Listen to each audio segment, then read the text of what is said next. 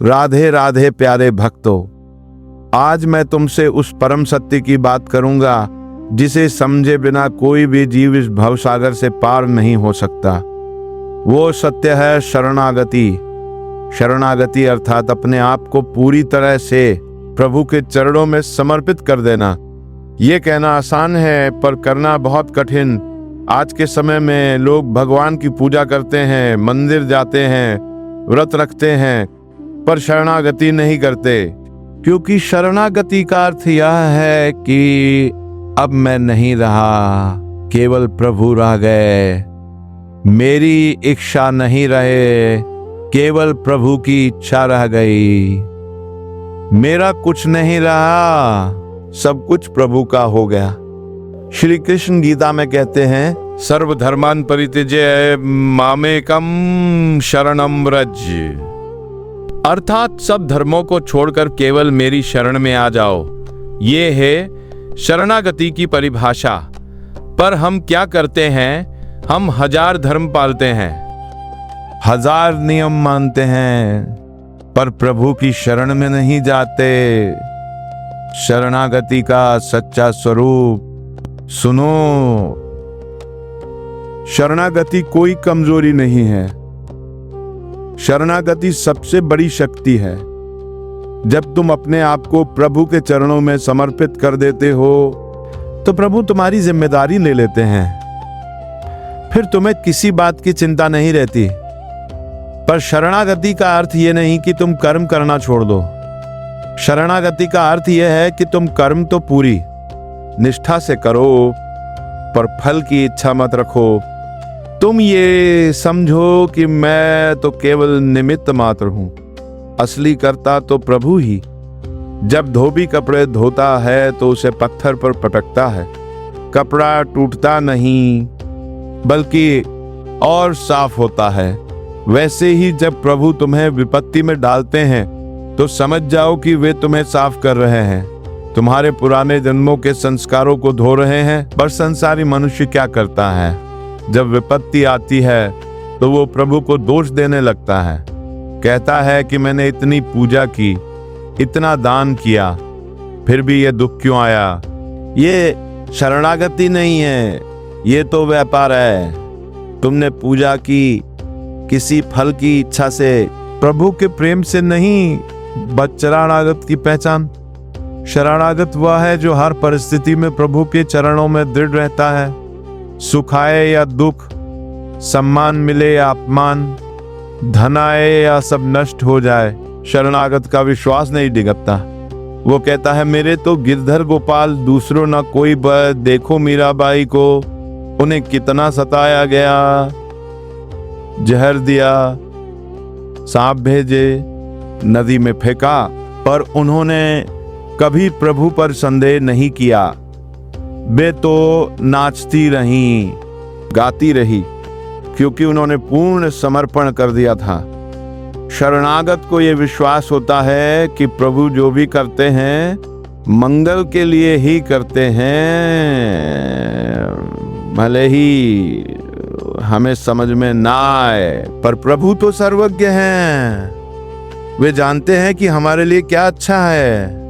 एक बार एक महात्मा से पूछा गया कि आपकी हर मनोकामना कैसे पूरी हो जाती है? मैंने अपना मन और अपनी कामना दोनों प्रभु को दे दी। अब जो प्रभु करते हैं वही मेरी इच्छा है, इसलिए मेरी हर इच्छा पूरी होती है। यही है शरणागति का रहस्य। तुम अपनी इच्छा को प्रभु की इच्छा में मिला दो, फिर देखो कैसा आनंद आता है। शरणागति के 5 स्तंभ, शरणागति के 5 मूलभूत स्तंभ हैं। जिसके जीवन में ये 5 बातें आ गईं, समझो उसने प्रभु को पा लिया। पहला, हम प्रभु के हैं। पहली और सबसे महत्वपूर्ण बात यह है कि तुम ये मान लो कि तुम प्रभु के हो, चाहे तुम कैसे भी हो, पापी हो, पुण्यात्मा हो, ज्ञानी हो, मूर्ख हो, इससे कोई फर्क नहीं पड़ता। बस ये मान लो कि हम प्रभु के ही। भगवान कहते हैं जो भी मेरी शरण में आता है, चाहे वो कितना भी पापी क्यों ना हो, मैं उसे स्वीकार कर लेता हूँ। क्योंकि अस्पताल में तो बीमार ही आते हैं, यदि स्वस्थ होते तो अस्पताल की क्या जरूरत थी। इसलिए ये मत सोचो मैं कैसे शरणागत हो सकता हूं। ये तो अहंकार की बात हुई। तुम ये मान रहे हो कि तुम बहुत बड़े पापी हो, पर सच तो यह है कि प्रभु के सामने न कोई पापी है न पुण्यात्मा, सब उनकी संतान है। बस ये कहो, हे प्रभु, मैं जैसा भी हूं आपका हूं, अब आप ही मुझे संभालिए। मैं अपने आप को आपके चरणों में समर्पित करता हूं। और एक बार जब तुमने यह कह दिया, पक्के मन से कह दिया, तो समझो तुम्हारी नैया पार हो गई। फिर प्रभु तुम्हारी जिम्मेदारी ले लेते हैं। दूसरा, हम प्रभु के साथ रहते हैं। दूसरी बात यह है कि तुम जहां भी हो प्रभु के साथ हो। प्रभु हर जगह है, कोई ऐसी जगह नहीं जहां प्रभु ना हो। इसलिए तुम जहां भी बैठे हो, समझो कि प्रभु के मंदिर में बैठे हो, घर में बैठे हो, तो समझो कि ये प्रभु का घर है, हम इस घर के सेवक हैं। ऑफिस में हो तो समझो कि ये भी प्रभु का स्थान है। रास्ते में चल रहे हो तो समझो कि प्रभु के आंगन में चल रहे हो। जब ये भाव आ जाता है तो तुम्हारा पूरा जीवन पवित्र हो जाता है। फिर तुम कोई गलत काम नहीं कर सकते, क्योंकि तुम्हें हर समय ये एहसास रहता है कि प्रभु मुझे देख रहे हैं। बहुत लोग कहते हैं कि हम तो मंदिर में ही प्रभु को महसूस करते हैं, घर में नहीं। ये गलत है। यदि तुम घर को प्रभु का मंदिर मान लो तो घर भी मंदिर बन जाएगा। भाव की बात है। इसलिए अपने घर में ठाकुर जी को विराजमान करो और फिर ये समझो कि ये घर ठाकुर जी का है। हम इसमें रहने की अनुमति पाए हुए सेवक है। इस भाव से रहोगे तो घर में कभी कलह नहीं होगा। तीसरा, प्रभु के लिए करो। खाना बनाओ तो प्रभु के लिए, काम करो तो प्रभु के लिए, पढ़ो तो प्रभु के लिए। हर कर्म प्रभु को समर्पित करो। जब तुम अपने लिए कर्म करते हो तो उसमें अहंकार आ जाता है। तुम सोचते हो कि मैंने ये किया, मैंने वो किया, और जब अहंकार आता है तो पाप भी आता है। पर जब तुम प्रभु के लिए कर्म करते हो तो अहंकार नहीं रहता। तुम जानते हो कि मैं तो केवल निमित्त हूं, असली कर्ता प्रभु हैं। जहां अहंकार नहीं वहां पाप कैसा। मान लो तुम नौकरी करते हो, तुम सोचते हो कि मैं पैसे के लिए काम कर रहा हूं, पर यदि तुम यहां सोचो कि मैं प्रभु की सेवा कर रहा हूं, प्रभु ने मुझे ये काम दिया है, तो तुम्हारा पूरा दृष्टिकोण बदल जाएगा। फिर तुम काम को बोझ नहीं समझोगे। काम में आनंद आने लगेगा, क्योंकि तुम प्रभु की सेवा कर रहे हो और प्रभु की सेवा से बढ़कर कोई आनंद नहीं। इसलिए हर कर्म को प्रभु को समर्पित करो।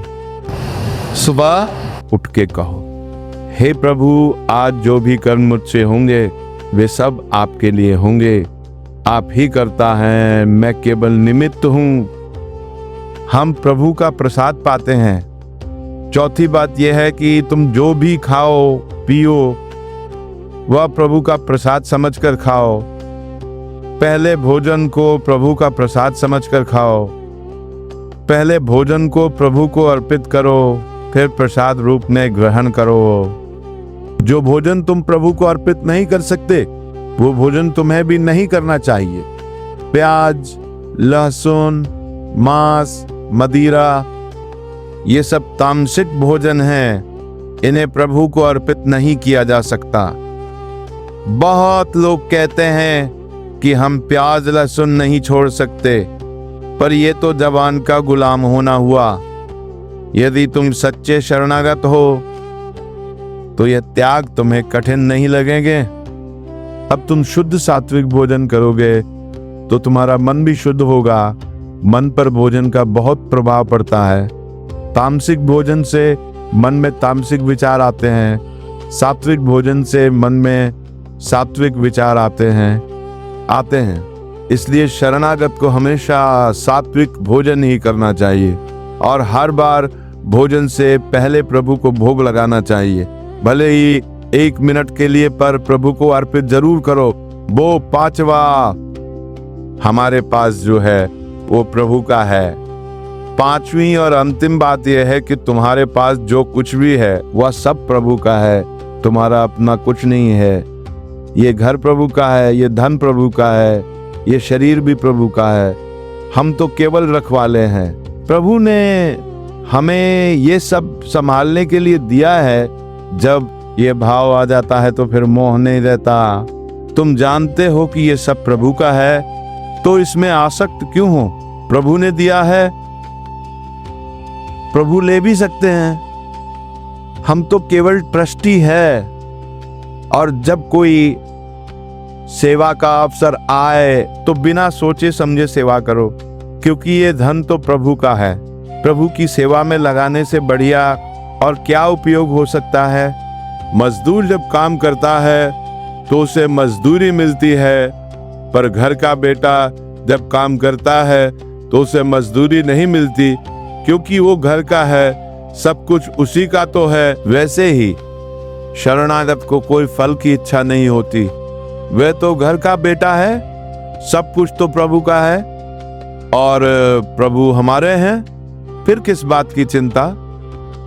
शरणागति में आने वाली बाधाएं, सबसे बड़ी बाधा है अहंकार। जब तक अहंकार है तब तक शरणागति नहीं हो सकती, क्योंकि शरणागति का अर्थ ही ये है कि अब मैं नहीं रहा, मैं सब कुछ हूं, मेरी बुद्धि से सब होता है, मेरे प्रयास से सफलता मिलती है। यह अहंकार ही शरणागति में सबसे बड़ी रुकावट है कि प्रभु को समर्पित नहीं कर पाते। तो प्रभु तुम्हें वो सब कुछ वापस दे देते हैं, पर अब वो चीजें तुम्हें बांधती नहीं।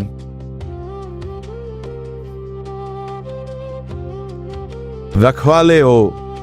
वो तीसरी बाधा है शंका। हमें शंका होती है कि यदि हम सब कुछ प्रभु पर छोड़ देंगे तो क्या होगा, प्रभु संभालेंगे या नहीं। ये शंका तब आती है जब विश्वास कमजोर होता है। यदि तुम्हें पूरा विश्वास है कि प्रभु सर्वशक्तिमान है तो शंका कैसी? प्रभु तो पूरे ब्रह्मांड को संभाल रहे हैं, तुम्हें क्यों नहीं संभालेंगे?